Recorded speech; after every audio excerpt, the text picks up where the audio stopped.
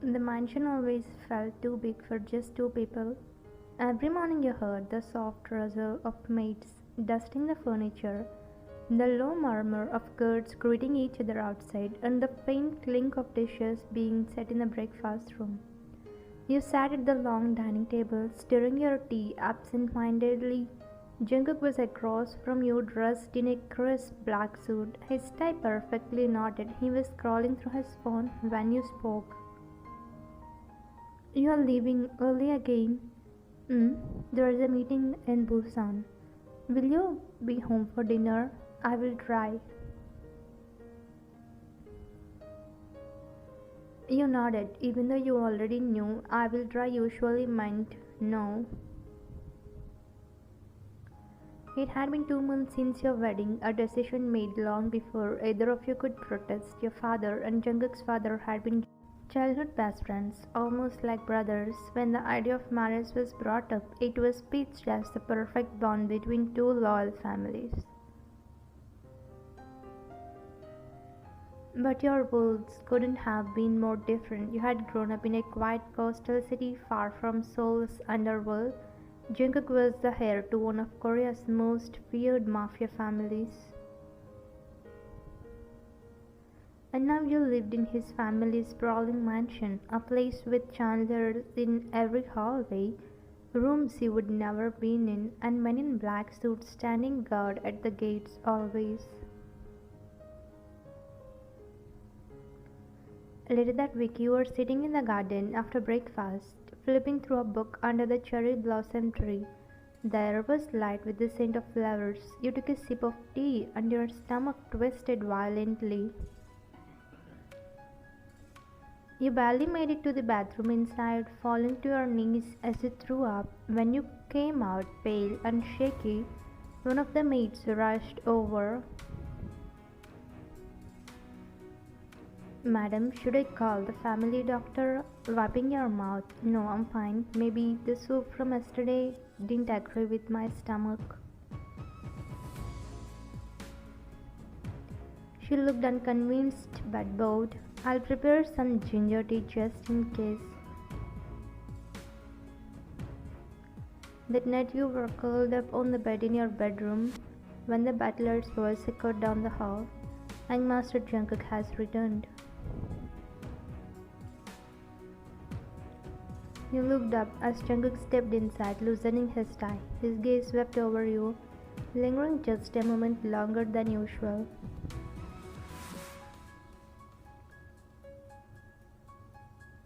The maid told you were sick this morning. It wasn't a big deal. I'm fine now.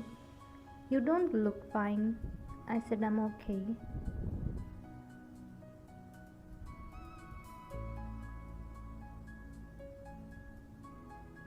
He hung, clearly not convinced.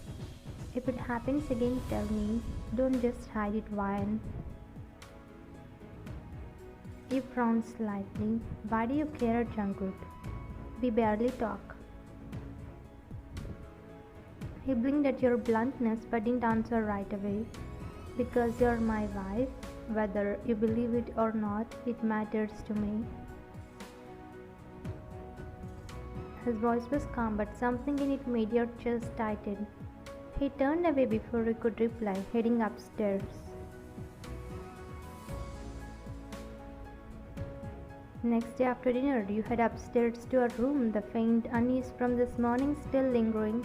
You had been feeling off for days, a little dizzy, a little nauseous.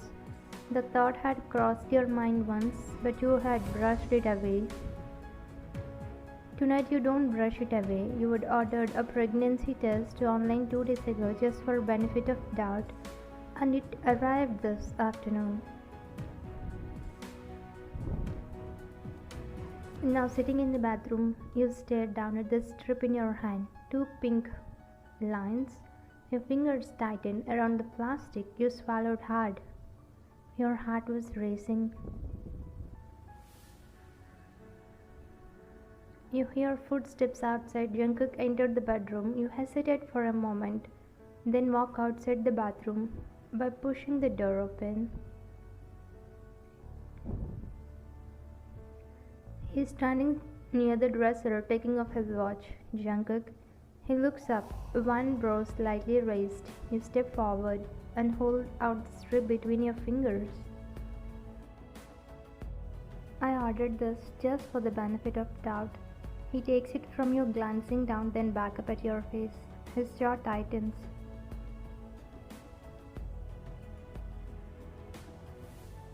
It's positive, quietly.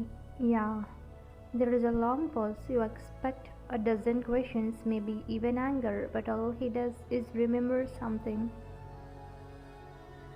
He exhales slowly, setting the strip back on the dresser. Then his eyes met yours, steady and serious. Do you want to keep it? The question hangs between you, sharp and fragile all at once. Your fingers curl at your sides. Yes, I want to keep it. His shoulders ease just a fraction. All right, then we'll figure this out together.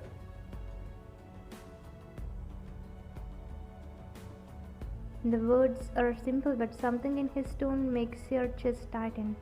For the first time you hear not just the Mafia here, but the man behind him. 2 months ago. It was one of those rare evenings when you had to attend an event with Jungkook.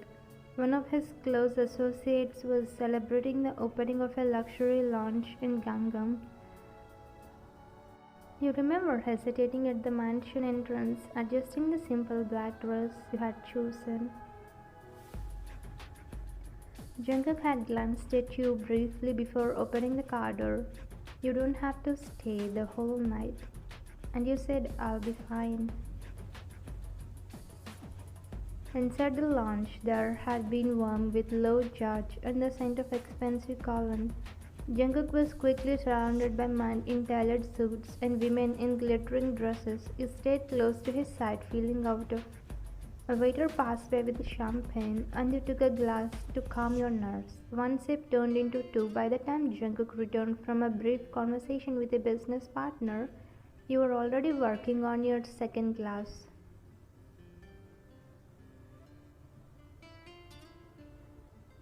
Jungkook said, frowning slightly, don't drink too much, you will regret it tomorrow. It's just a champagne. That's what everyone says before they trip on their heels, Jungkook said.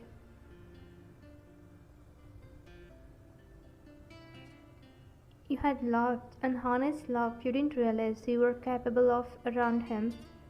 He had only stared for a moment before looking away.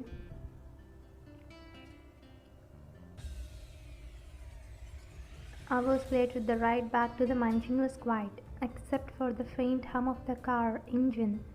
You leaned your head against the window, the city lights blurring in your vision.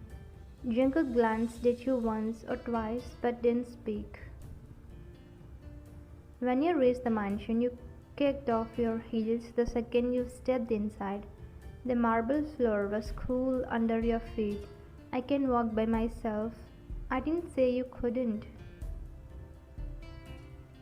Still, his hand brushed the small of your back as you headed upstairs, steadying, not intrusive. You had meant to head straight to your room, but the alcohol made you bolder than usual, your tongue looser. You know you're not as scary when you're quiet. He stopped mid-step, turning slightly towards you. That's the opposite of what most people think. Maybe I'm not most people. Something unreadable flickered in his eyes. He didn't answer, just opened his bedroom door. You don't remember exactly how you ended up inside, but the next minute's blurred. The faint smell of his cologne, the sound of his low voice asking if you were okay. Your own laughter at something you can't recall. You remember sitting on the edge of his bed, leaning back on your palms, your hair falling over one shoulder. Jungkook said quietly, you should get some rest. I'm not tired. One look passed between you, the kind that shifts something in the air. and suddenly there was no more space between you. You woke the next morning with the faint ache of a hangover and the warm scent of clean sheets. Jungkook was already up, dressed in a black shirt, hair slightly damp from a shower. "You are sitting up about last night," he said calmly. "It happened. We were both drunk, right?" You weren't sure if you felt relieved or disappointed at how matter of fact he was. A few days after you showed him the test, Jungkook insisted on taking you to the family doctor for confirmation of your pregnancy. Sitting on the clinic bed, you felt the cool gel against your stomach as the ultrasound began. The doctor smiled. 6 weeks along, healthy heartbeat.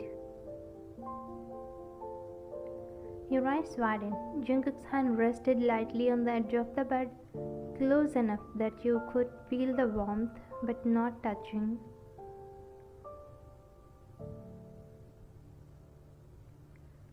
"So, it's certain?" "Yes. Congratulations to both of you." On the way back to the mansion, the car was quiet. You finally broke the silence. You asked if I wanted to keep it, and you said yes. "Why did you ask?" He kept his gaze on the passing streets. "Because I didn't want you to feel trapped. This life meets not easy. I would have understood."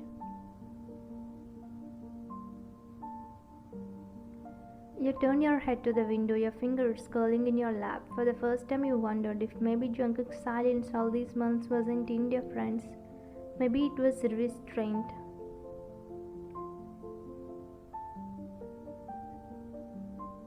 The week after the doctor's visit were too different than daily. The mansion still had its heavy silence, but it no longer felt like a wall. It was more like a pause, a quiet space where something new was taking root. The first change came in the mornings. You used to eat breakfast alone, with Jungkook already gone by the time you came downstairs. But one day you walked into the dining room and found him at the table, sipping his coffee.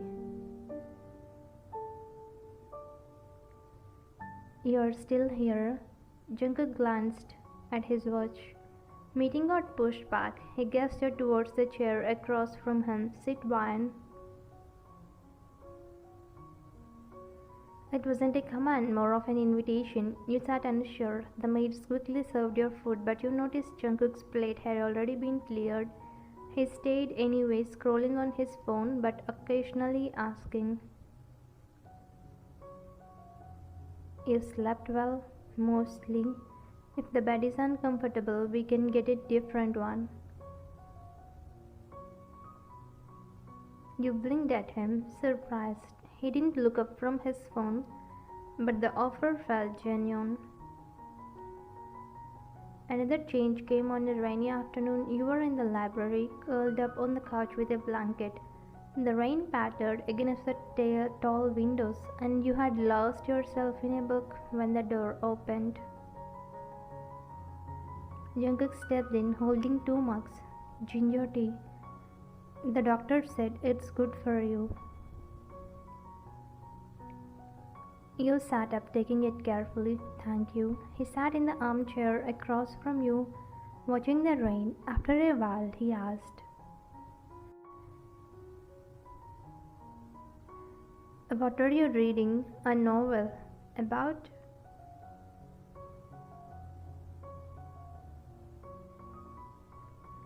You hesitated, then told him about the story. He didn't interrupt, just listened. His gaze steady on you. When you finished, he gave a small nod. "Sounds good. Maybe you can tell me the ending when you're done."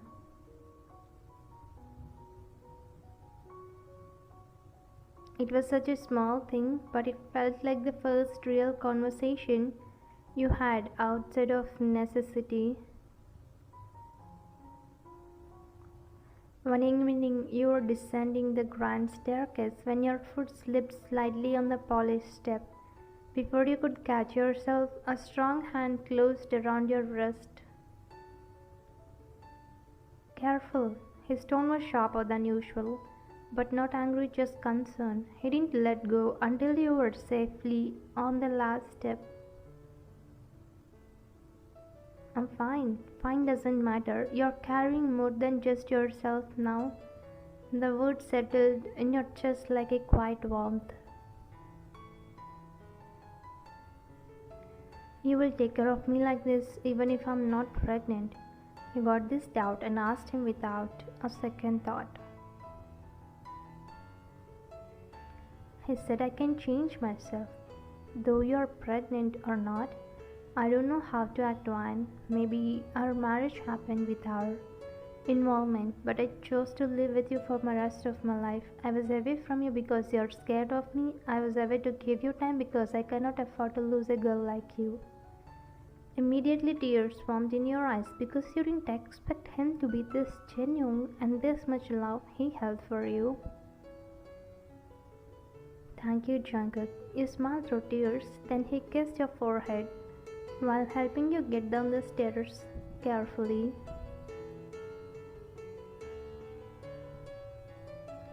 Then slowly you began to notice how he was always aware of where you were. If you walked through the mansion gardens, he would appear not long after pretending to check something on his phone. If you were reading late in the study, he would pass by under the pretense of getting water.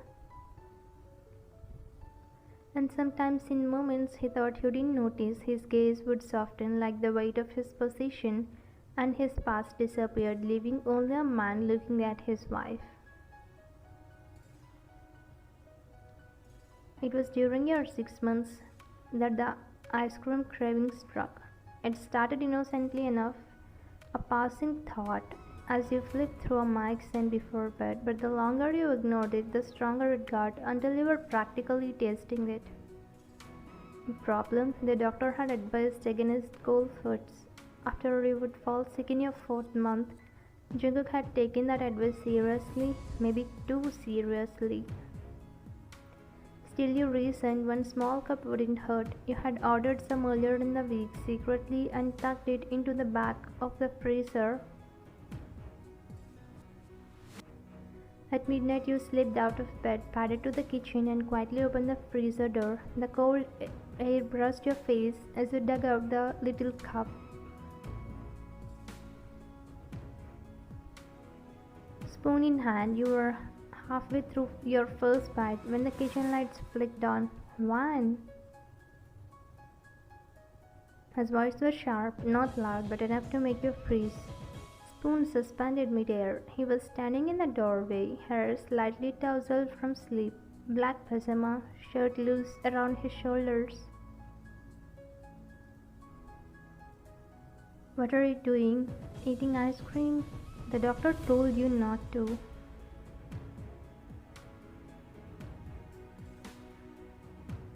He set the spoon down, suddenly defensive. It's just one cup. I'm fine. That's not the point. Then what is the point?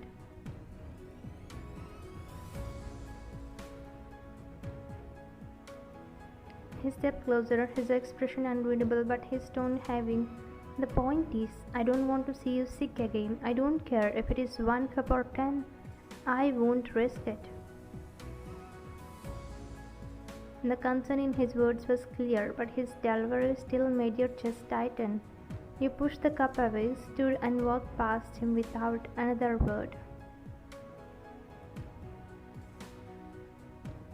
For the next few days you barely spoke to him. He tried small openings, asking if you had eaten, offering to drive you to next appointment, but you kept your answer shut. His frustration was subtle, shown only in the way his jaw tightened or his fingers drummed against the table. On the 3rd night, as you were heading to your room, you heard his voice behind you. Juan?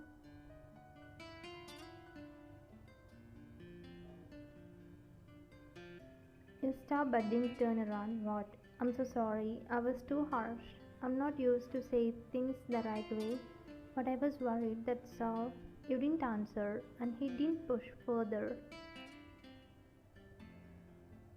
A week later, you were in the living room, reading when Jungkook came in carrying a large shopping bag without a word. He set it on the coffee table in front of you. Inside were at least 10 small cups of ice cream in different flavors: vanilla, strawberry, green tea, mango, each with a sticker that read "Safe for pregnant women" in neat handwriting.